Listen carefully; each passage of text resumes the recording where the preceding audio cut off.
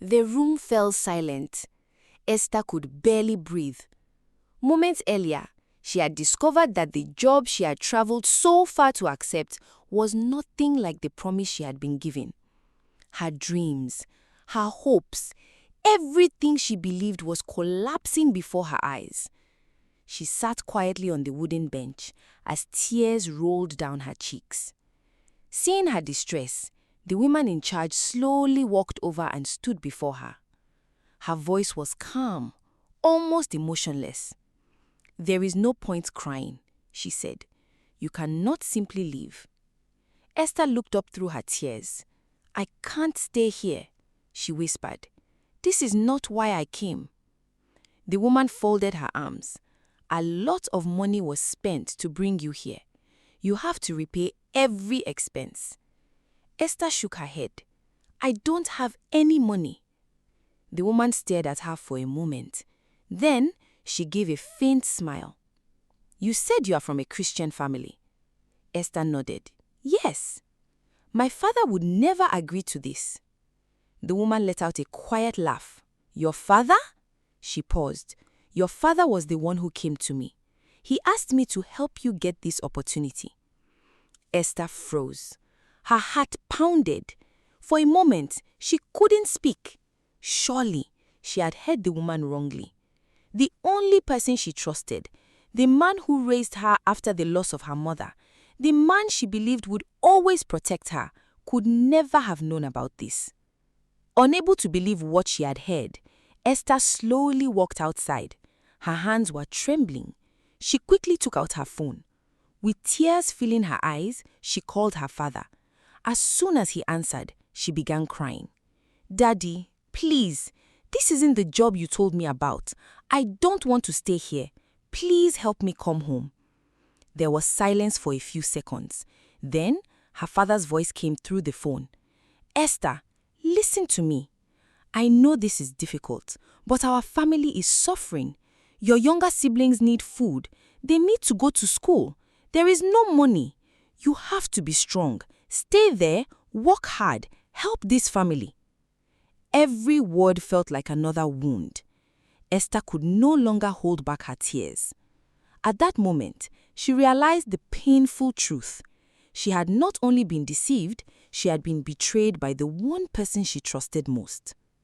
The phone slowly slipped from her hand. She looked up toward the sky.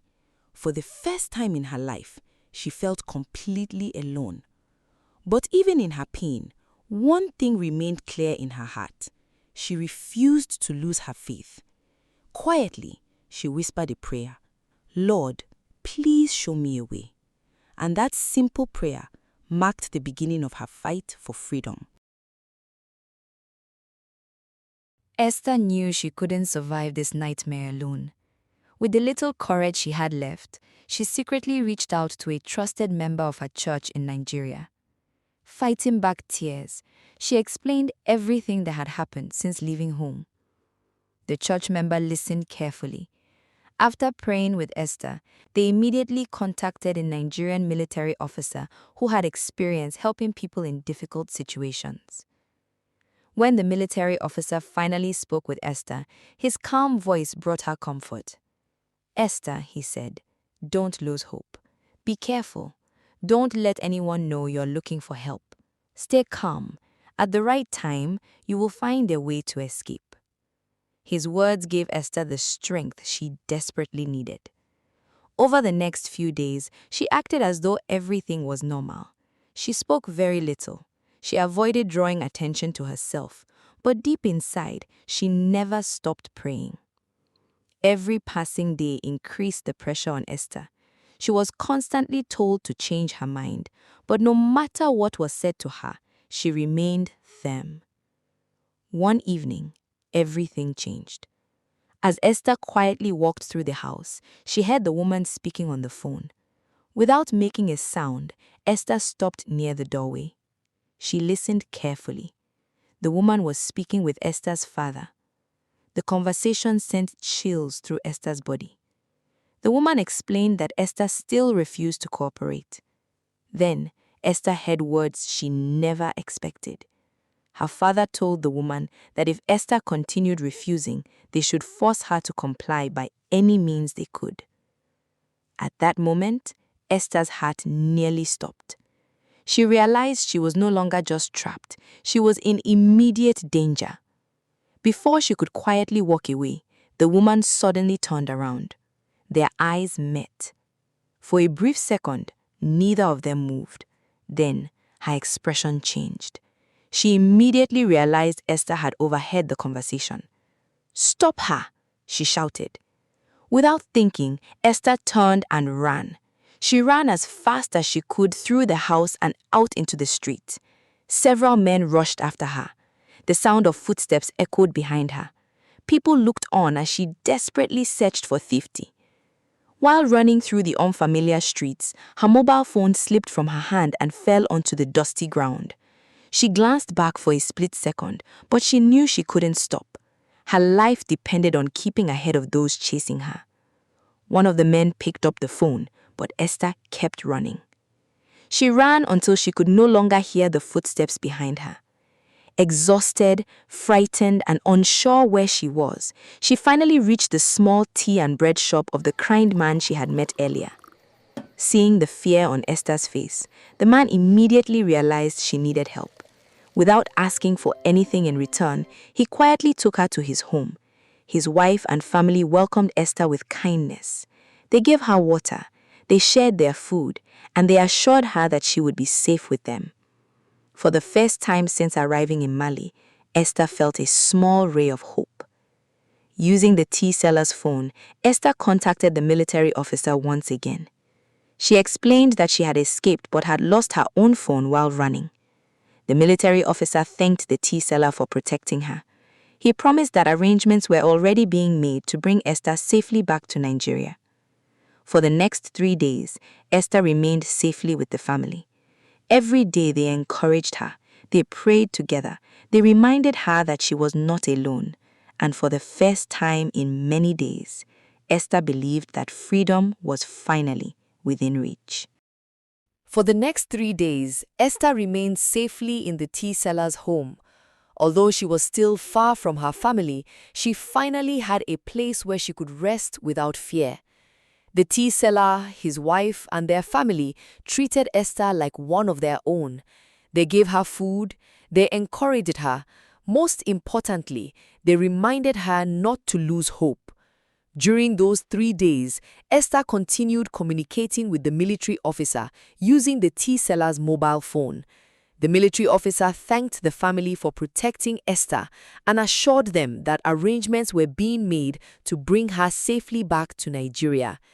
Every day, Esther prayed that everything would go according to plan. Finally, the call she had been waiting for came. Her transportation back to Nigeria had been arranged. It was time to go home. Before leaving, Esther thanked the tea seller and his family with tears in her eyes. She thanked them for risking their own safety to protect her. The tea seller smiled warmly and wished her a safe journey. With her small travel bag in her hand, Esther began her journey back to Nigeria. As the vehicle moved along the road, Esther looked through the window. This journey felt completely different from the first one. When she traveled to Mali, she was full of dreams. Now she was returning home with painful memories, but also with hope for a new beginning. When Esther arrived safely in Nigeria, security officers were already waiting to receive her. They welcomed her and assured her that she was finally safe. From there, Esther was taken to give a full statement about everything that had happened. She carefully explained how she had been deceived. She explained how she escaped. She explained how the tea seller and his family protected her. She explained everything she knew. After reviewing her statement, the case was transferred to the National Agency for the Prohibition of Trafficking in Persons, known as NAPTIP. Investigators carefully examined the evidence and continued their investigation. Their work led to the identification of those responsible for the crime. As the investigation progressed, Esther's father and the traffickers connected to the case were arrested. Justice had finally begun to take its course. For Esther, it was one of the most painful moments of her life. She never imagined that the man she called daddy would one day be arrested because of decisions that had changed her life forever. Instead of returning to her family home, Esther was placed in a safe home where she could begin healing. She received care, support, and encouragement as she slowly rebuilt her life. Although the memories of everything she experienced would never completely disappear, she refused to let them define her future. Her faith remained strong, her courage never left her, and her hope was restored. Today, Esther's story reminds us that human trafficking is real. It destroys lives, it destroys families, and it destroys dreams. But Esther's story also reminds us that courage, faith, and the kindness of strangers can save a life. If you or someone you know is ever in danger or believes they are being deceived or exploited, speak to someone you trust and seek help from the appropriate authorities. No one should have to face such situations alone. Thank you for staying with us until the end of Esther's journey. If this story touched your heart, please like this video, subscribe to the channel, and share it with others so that more people can learn about the dangers of human trafficking. Your support helps us continue sharing stories that inspire hope and create awareness. Thank you for watching, and remember, no matter how dark the night may seem, there is always hope for a new beginning.